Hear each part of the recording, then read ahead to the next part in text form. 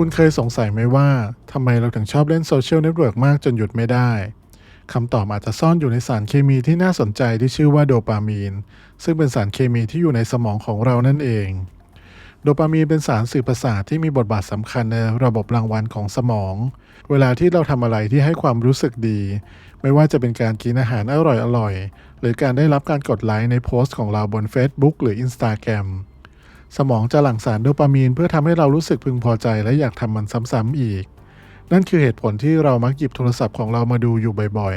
ๆแต่รู้ไหมครับว่าโซเชียลเน็ตเวิร์กนั้นออกแบบมาเพื่อเล่นกับระบบโดปามีนของเราโดยเฉพาะเลยและมันเหมือนกับเกมที่ทำให้เราต้องกลับมาเช็คอยู่เสมอไม่ว่าจะเป็นการแจ้งเตือนเมื่อมีคนตอบกลับคอมเมนต์ของเราการแสดงจำนวนไลค์หรือแชร์หรือแม้กระทั่งการอัปเดตฟีดข่าวที่ไม่มีที่สิ้นสุดทั้งหมดนี้ทำให้เราต้องใช้เวลาบนโซเชียลมีเดียมากขึ้นเรื่อยๆเพื่อรับรู้ความรู้สึกดีๆที่โดปามีนหลั่งออกมาดังนั้นเมื่อเราพูดถึงโซเชียลเน็ตเวิร์กกับโดปามีนเราไม่ได้พูดถึงแค่การใช้งานเทคโนโลยีเพียงอย่างเดียวแต่เป็นการพูดถึงการเล่นกับสารเคมีในสมองของเราด้วยและในพอดแคสต์นิววิลชัยวันนี้เราจะพาไปดูกันว่าโดปามีนทำงานยังไงและมีผลต่อเราอย่างไรกันบ้างเรามาเริ่มที่หัวข้อแรกกันนะครับยินดีต้อนรับทุกคนสู่โลกของโดปามีนนะครับโดปามีนไม่ใช่แค่สารเคมีที่ทำให้เรามีความสุขเท่านั้นแต่ยังเป็นผู้กำกับการแสดงลับๆของหลายๆพฤติกรรมของเราด้วยหลายๆคนอาจจะรู้จักโดปามีนในฐานะสารสื่อประสาทแห่งความสุขแต่จริงๆแล้วมันมีบทบาทมากกว่านั้น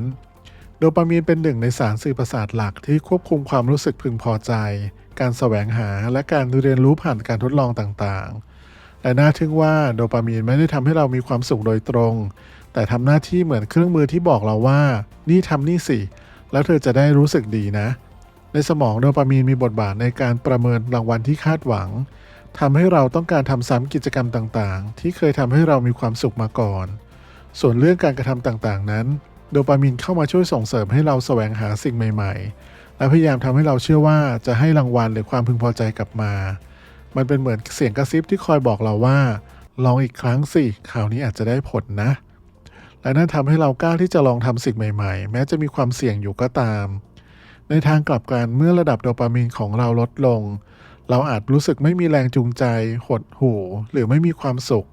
และนี่เป็นเหตุผลว่าทำไมเราต้องจัดการกับระดับโดปามีนของเราอย่างระมัดระวังเพราะมันมีผลต่ออารมณ์และการตัดสินใจของเราเป็นอย่างมากดังนั้นเมื่อเราพูดถึงโดปามีนเราจึงไม่ได้พูดถึงเพียงแค่ความสุขที่ผ่านเข้ามาและออกไปเท่านั้นแต่เราพูดถึงสิ่งที่ทำให้เรามีแรงจูงใจมีความมุ่งมั่นและพร้อมที่จะเผชิญโลกในหัวข้อต่อไปเราจะมาดูกันว่าโซเชียลเน็ตเวิร์กมีบทบาทอย่างไรในการกระตุ้นโดปามีนในชีวิตประจำวันของเรากันนะครับในหัวข้อนี้เราจะมาพูดถึงการกระตุ้นโดปามีนโดยโซเชียลเน็ตเวิร์กเราเคยคิดกันไหมครับว่าทำไมเราถึงชอบเช็คโซเชียลมีเดียอยู่บ่อยครั้งซึ่งที่จริงแล้วโซเชียลเน็ตเวิร์กก็มีบทบาทสำคัญในการกระตุ้นโดปามีนในสมองของเราซึ่งนำไปสู่ความรู้สึกพึงพอใจและการต้องการใช้งานมันอย่างต่อเนื่องในเวลาที่เราเลื่อนดูฟีดข่าวกดไลค์หรือแชร์โพสต์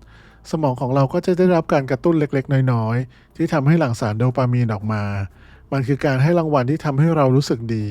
และต้องการทำมันซ้ำๆเลยไม่แปลกที่เรามักจะหาโอกาสเช็คโทรศัพท์ของเราอยู่บ่อยๆแม้ในเวลาที่จะไม่ควรทำก็ตามตัวอย่างของการกระตุ้นโดปามีนจากโซเชียลเน็ตเวิร์กนะครับ 1. คือการแจ้งเตือนทุกครั้งที่โทรศัพท์ของเราส่งเสียงหรือสั่นเมื่อมีคนตอบกลับกดไลค์หรือแชร์โพสต์ของเรา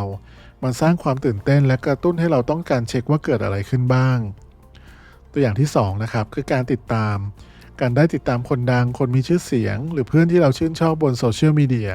ทำให้เราอยากทราบการอัปเดตสถานะต่างๆของพวกเขาซึ่งสร้างความรู้สึกเชื่อมโยงและเข้าถึงคนเหล่านั้นได้ดีขึ้นซึ่งนั่นทำให้เรารู้สึกดีจากโดปามีนด้วยเช่นกันตัวอย่างที่3คือฟีดข่าวที่ไม่มีที่สิ้นสุดการเลื่อนดูเป็นเวลานานๆและการค้นพบเนื้อหาใหม่ๆทำให้เราติดหนึบอยู่กับหน้าจอเพราะเราอยากรู้ว่าต่อไปจะเกิดอะไรขึ้นการใช้โซเชียลเน็ตเวิร์กในรูปแบบนี้ทำให้เราต้องกลับมาใช้งานเรื่อยๆเหมือนกับวงจรที่ไม่มีที่สิ้นสุดและนี่ไม่ใช่เรื่องบังเอิญที่การออกแบบของโซเชียลเน็ตเวิร์กต่างๆมักทำให้เราต้องการใช้งานมากขึ้นเรื่อยๆดังนั้นการเข้าใจว่าโซเชียลเน็ตเวิร์กมีผลต่อโดปามีนในสมองของเราอย่างไรไม่เพียงแต่ช่วยให้เราระมัดระวังในการใช้งานแต่ยังช่วยให้เราเข้าใจพฤติกรรมของตัวเองมากขึ้น ในหัวข้อต่อไปเราจะมาดูผลกระทบที่การใช้โซเชียลเน็ตเวิร์กมีผลต่อสุขภาพจิตของเรากันนะครับหัวข้อนี้เราจะมาดูผลกระทบทางสุขภาพจิตจากการใช้โซเชียลเน็ตเวิร์กกันนะครับเมื่อเราเข้าใจว่าโซเชียลเน็ตเวิร์กสามารถกระตุ้นโดปามีนในสมองของเราได้ก็ถึงเวลาที่เราต้องหันมาพิจารณาผลกระทบที่มันอาจจะมีต่อสุขภาพจิตของเรากันการใช้โซเชียลเน็ตเวิร์กมากเกินไปอาจนำไปสู่ผลลัพธ์ที่ไม่คาดคิดบางอย่างเรามาลองดูตัวอย่างกันนะครับตัวอย่างแรกคือความรู้สึกโดดเดี่ยวแม้ว่าเราอาจจะรู้สึกเชื่อมต่อกับผู้คนมากมายผ่านโลกออนไลน์แต่การใช้เวลามากเกินไปบนโซเชียลเน็ตเวิร์กอาจทำให้เรารู้สึกโดดเดี่ยวและขาดการติดต่อทางสังคมแบบตัวต่อตัวจริงๆตัวอย่างที่2คือการเปรียบเทียบตัวเองกับผู้อื่นการเห็นชีวิตที่ดูสุขสมบูรณ์ของคนอื่นบนโซเชียลมีเดียอาจทำให้เรารู้สึกไม่พอใจกับชีวิตของตัวเองได้และนำไปสู่ความรู้สึกไม่มั่นใจหรือหมดแรงจูงใจในการใช้ชีวิตแล้วก็ข้อสุดท้ายนะครับคือการขาดการควบคุมการใช้โซเชียลเน็ตเวิร์กเป็นประจำและไม่สามารถควบคุมได้อาจนำไปสู่ปัญหาในชีวิตประจำวันเช่นการละเลยงานที่รับผิดชอบอยู่หรือแม้กระทั่งความสัมพันธ์ส่วนตัวกับคนสำคัญของคุณในชีวิตเราควรจะนึกอยู่เสมอว่าโซเชียลเน็ตเวิร์กไม่ได้มีแต่ผลลบเสมอไปการใช้งานอย่างมีสติการรู้จักปรับปรุงสมดุลระหว่างโลกออนไลน์และชีวิตจริงสามารถช่วยให้เราได้รับประโยชน์จากมันได้เช่นกันนะครับแต่ที่สุดแล้วสิ่งสำคัญคือการรู้จักจำกัดและควบคุมการใช้โซเชียลเน็ตเวิร์กให้เหมาะสมไม่ให้มันครอบงำชีวิตจนเกินไปและในหัวข้อต่อไปเราจะมาดูกันว่าเราสามารถจัดการและควบคุมโซเชียลเน็ตเวิร์กได้อย่างไรเพื่อสุขภาพจิตที่ดีขึ้นหัวข้อนี้เราจะมาดูแนวทางการจัดการและการป้องกันปัญหากันนะครับหลังจากที่เราได้สำรวจถึงวิธีที่โซเชียลเน็ตเวิร์กกระตุ้นโดปามีนและมีผลกระทบต่อสุขภาพจิตของเราแล้วตอนนี้เรามาดูกันว่าจะจัดการกับสถานการณ์นี้ได้อย่างไรบ้างเพื่อให้เราสามารถใช้โซเชียลเน็ตเวิร์กได้อย่างมีความสุขและมีสุขภาพจิตที่ดีข้อแรกนะครับที่ควรทำคือกำหนดเวลาการใช้งานลองตั้งเวลาหรือจำกัดเวลาให้กับโซเชียลเน็ตเวิร์กในทุกๆวันการมีเวลาที่ชัดเจนในการใช้งานจะช่วยลดความเสี่ยงที่จะทำให้เราติดโทรศัพท์จนเกินไปได้ข้อ2คือการแจ้งเตือนดิจิทัลดีท็อกซ์คือการลองปิดการแจ้งเตือนบนสมาร์ทโฟนของเราบ้างเพื่อลดความต้องการที่จะต้องตรวจสอบโทรศัพท์อยู่เสมอข้อที่3นะครับคือการมีสติในการใช้งานให้มากขึ้นพยายามเป็นผู้ใช้งานที่มีสติโดยการตั้งคำถามกับตัวเองว่าทำไมเราถึงต้องเช็คโซเชียลเน็ตเวิร์กในขณะนั้นมันจำเป็นจริงๆหรือเปล่าข้อต่อไปนะครับคือประเมินคุณค่าของเนื้อหาให้ความสำคัญกับเนื้อหาที่มีคุณค่าและเป็นประโยชน์มากกว่าการเลื่อนดูไปเรื่อยๆโดยไม่มีจุดประสงค์และอีกข้อนะครับคือการเชื่อมต่อนอกโลกออนไลน์บ้างให้ความสำคัญกับการสร้างและรักษาความสัมพันธ์ในชีวิตจริงไม่ใช่แค่ความสัมพันธ์ที่ผ่านหน้าจอต่างๆเท่านั้นและข้อสุดท้ายนะครับคือการออกกำลังกายและใส่ใจกับกิจกรรมนอกบ้านบ้างพยายามใช้เวลาในการทำกิจกรรมทางกายต่างๆไม่ว่าจะเป็นการออกกำลังกายเพื่อให้เราพักสมองและได้พักจากหน้าจอและกระตุ้นโดปามีนด้วยวิธีอื่นๆบ้างการใช้โซเชียลเน็ตเวิร์กไม่จำเป็นต้องเป็นปัญหาถ้าเราสามารถจัดการกับมันได้อย่างมีสติและสมดุลพอโดยการใช้เทคนิคเหล่านี้เราสามารถใช้ประโยชน์จากโลกออนไลน์ได้อย่างเต็มที่โดยไม่ต้องเสียสละสุขภาพจิตใดๆของเราเลย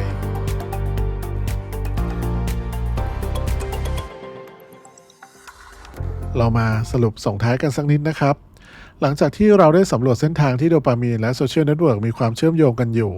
สิ่งสำคัญที่สุดคือการเข้าใจว่าการใช้งานโซเชียลเน็ตเวิร์กนั้นมีทั้งผลดีและผลร้ายโดปามีนซึ่งเป็นสารสื่อประสาทที่มีบทบาทในความรู้สึกของความพึงพอใจของเรามักจะถูกกระตุ้นด้วยการใช้งานโซเชียลเน็ตเวิร์กแต่เมื่อใช้มันเกินขนาดมันอาจจะทำไปสู่ผลลบต่อสุขภาพจิตของเราได้เราจึงต้องจำไว้ว่าการใช้งานโซเชียลเน็ตเวิร์กนั้นควรเป็นเพียงแค่ส่วนหนึ่งของชีวิตไม่ใช่ทั้งหมดของชีวิตการมีสติและการจัดการกับเวลาในการใช้งานการเข้าสังคมในชีวิตจริงและการใส่ใจกับสุขภาพจิตของตัวเองนั้นเป็นสิ่งที่สำคัญและจำเป็นด้วยการใช้งานที่มีสติและสมดุลโซเชียลเน็ตเวิร์กสามารถเป็นเครื่องมือที่มีประโยชน์และช่วยเสริมสร้างประสบการณ์ชีวิตที่ดีของเราได้เช่นกันนะครับขอขอบคุณทุกคนที่ร่วมเดินทางกับเราไปในวันนี้หวังว่าทุกคนจะพบกับแรงบันดาลใจที่ดีและได้รับความรู้ใหม่ๆจากเราขอฝากเพื่อนๆแบ่งปันความคิดเห็นของทุกคนเกี่ยวกับรายการในตอนนี้ได้ที่ช่องคอมเมนต์และอย่าลืมกดติดตาม YouTube นิววีระชัยเพื่อจะได้ไม่พลาดรายการใหม่ๆจากเราในทุกเช้าวันจันทร์พุธศุกร์ขอให้เพื่อนๆมีวันที่สดใสและเต็มไปด้วยพลังที่ดีและพบกันใหม่ในตอนต่อไปนะครับสวัสดีครับ